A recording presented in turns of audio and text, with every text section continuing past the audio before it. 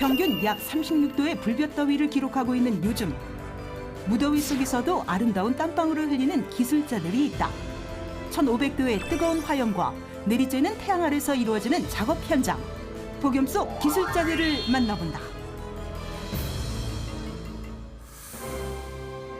경기도 여주. 이른 아침부터 분주하게 움직이고 있는 사람들. 36도를 육박하는 더운 열기 속에 타오르는 불길 앞에서 앞치마에 팔토시까지 완전 무장을 하는데 게이브에 이게 너무 뜨거우니까 직접적으로 이제 몸에 열기가 닿으면은 더 뜨거우니까 화상을 입으니까 그래서 이제 껴입는 거죠. 더운 공기를 내뿜으며 새빨갛게 솟아오르는 불길. 보기만 해도 땀이 흐를 지경. 여기는 유기 그릇 아시죠? 못그릇.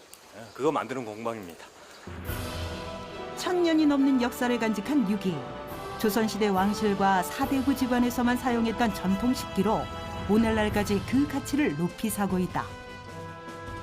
유기를 만들기에 앞서 가장 핵심이 되는 작업이 있다는데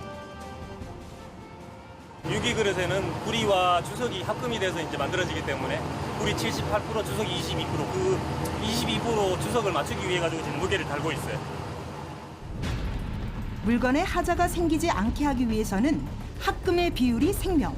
뜨거운 용광로 앞에서도 비 오듯 흐르는 땀을 훔치며 견뎌낼 수밖에 없다. 이제 시작하는데 벌써부터 엄청 네, 날이 너무 더우니까 더운 데다가 더 뜨거운 불을 떼고 있으니까 그래서 덥죠. 구리와 주석을 합금하여 만드는 유기인 만큼 배합 비율이 완벽해야 유기 특유의 색을 살릴 수 있다.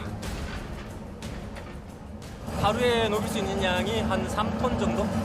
최대한 이제 많이 녹였을 때 3톤 정도 됩니다. 엄청난 화력을 자랑하는 용의로 앞에서 거의 2시간가량을 버텨내야 하는 작업. 금세 땀이 폭포수처럼 흘러내린다. 용의 작업 후 드러난 시뻘건 쇳물의 모습. 도가니로 쇳물을 퍼낸 뒤 네모난 틀에 채워 넣기 시작하는데 이렇게 틀에 붙는 이유가 뭔가요? 춤을 작업할 때 이거를 깨서 쓰기 편하도록 만들어 놓는 거예요. 용의로 주변의 온도는 약 50도. 쇳물 굳히는 작업을 반복하다 보면 어느새 온몸이 땀범벅이다. 우리라도 한잔 하셔야 되는 게 대충 뭐 작가야 돼 뭐. 이제 본격적으로 유기 제작에 나설 차례. 오늘은 쇳물을 거푸집에 부어 만드는 주물 유기 작업이 있다는데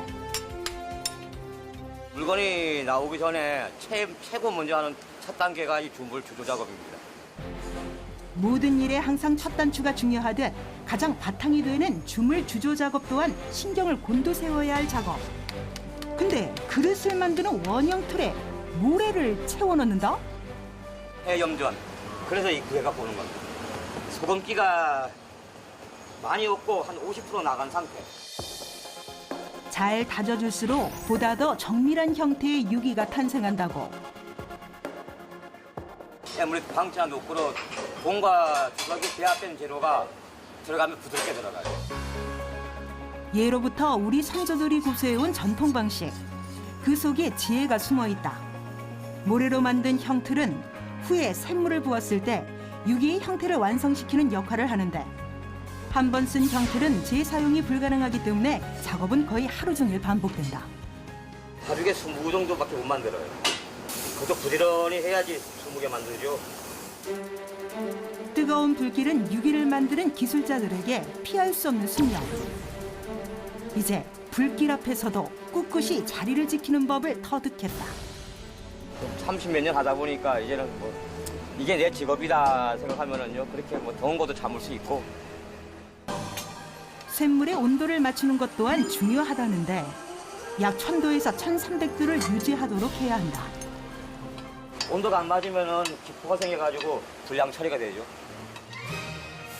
이제 공들여 만든 쇳물을 거푸집 주입구에 부어주는데 일정 시간 굳힌 뒤 쇳물이 흐르도록 연결한 무집을 깨면 드디어 유기의 모양이 완성된다. 이렇게 완성되기까지 소요되는 시간은 약 30분. 하지만 아직 시작에 불과하다.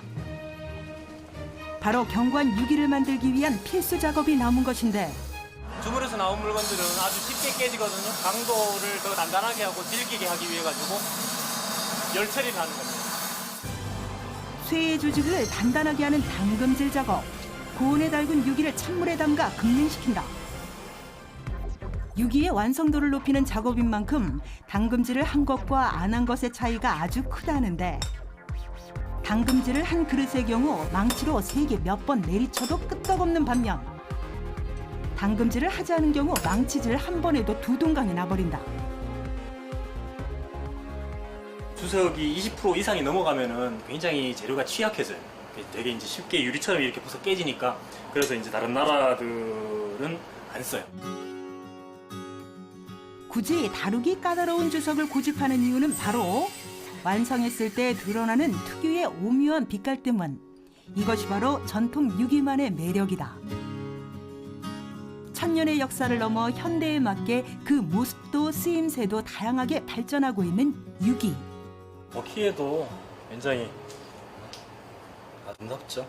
황금색도 아니고 은색도 아니고, 그 이제 중간 뭐 이렇게 뭐라 그래야 되나, 말로 표현할 수 없는 그런 이제 뭐 오묘한 그런 영롱한 아름다움이죠.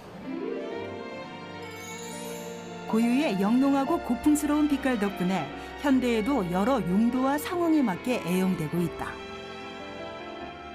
어디에 놔도 이렇게 자랑스러운 그런 우리나라의 전통 공예인데, 한 집 건너 한 집이 쓸 수 있도록 하는 그날까지 꾸준히 하고 싶어요. 무더위와의 사투를 벌이는 또 다른 현장이 있다고 해서 찾아간 충북 옥천의 한 아파트. 갖가지 장비들을 꺼내놓고 무언가 준비하는 한 남자 발견. 비둘기 퇴치하러 가요. 비둘기 퇴치 공사. 비둘기 퇴치요? 예. 어디 비둘기를 퇴치한다는데요? 여기 나가보시면 많잖아요. 정말 말 그대로 아파트 곳곳은 비둘기들의 아지트가 되어버렸는데, 아파트 에어컨 넣는 그 공간에 비둘기가 살고 있다는 제보가 들어와서 보고 저 청소해드리고 그다음 비둘기가 못 오게끔 퇴치해주는 그런 일을 하고 있어요. 예, 안녕하세요. 안녕하세요. 안에 한번 상태 한번 보고 바로 작업 진행해드릴게요. 네. 과연 상태는 어떨까? 비둘기가 와가지고 아유 본격적으로 창문을 열고 상태 점검에 나서는데, 실외기 곳곳에 묻은 비둘기 배설물과 여기저기 산재되어 있는 다양한 이물질들, 2층까지 장악한 비둘기의 냄새까지 더워도 창문을 열기가 힘들 정도. 인테리어 새로 하신 집인데 지금 얼마 되지도 않았는데 비둘기 때문에 이렇게 다 오염되고 막 지저분해지면 얼마나 속상하겠어요. 그러게요. 비둘기가 와가지고 막 벌레도 많이 생기고 너무 지저분해요. 신속히 작업에 들어갈 준비를 하는데,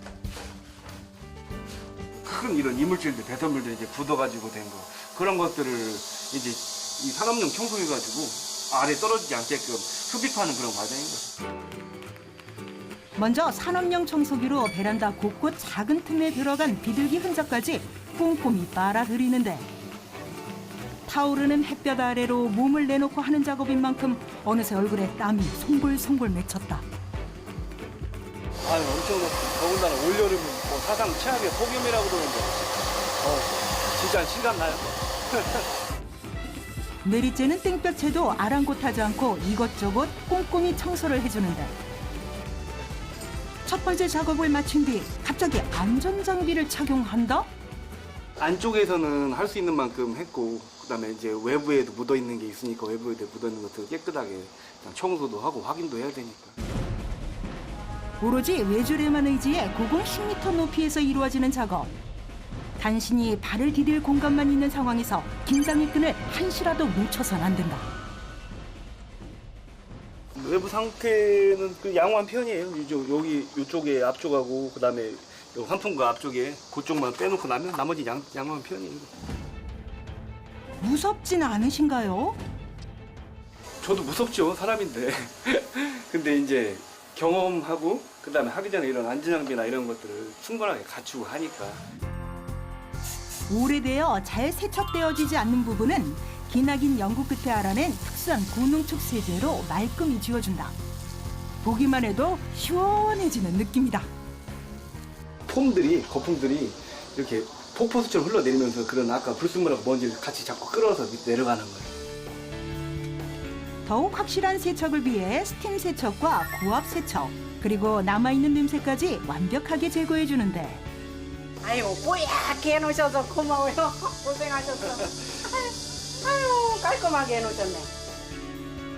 언제 그랬냐는 듯 반짝반짝 윤기까지 뽐내며 새롭게 재탄생. 고마워요. 청소는 다 끝났고요. 비둘기 퇴치키고 딱 다 아이고, 설치해드린 다음에 소독까지만 하면 이제 마무리. 오늘의 하이라이트, 바로 귀소 본능이 있는 비둘기가 두 번 다시 돌아오지 못하도록 방지하는 버드 스파이크 설치 작업. 비둘기 몸집 특성상 폭이 5cm 미만이면 착륙이 어렵다는 점을 이용해 촘촘히 설치한 버드 스파이크. 이것 또한 고된 연구 끝에 터득한 기술자만의 노하우란다. 저는 자부심을 갖고 이 업계에 제가 있는 한은 우리나라 최고, 그다음에 세계 최고가 되는 비둘기 퇴치업체가 되는 게 저는 제 꿈입니다. 펄펄 끓는 온도 속에서도 그 자부심과 열정을 잃지 않는 기술자들. 오늘의 땀방울은 누군가의 행복과 희망이 될 것이다.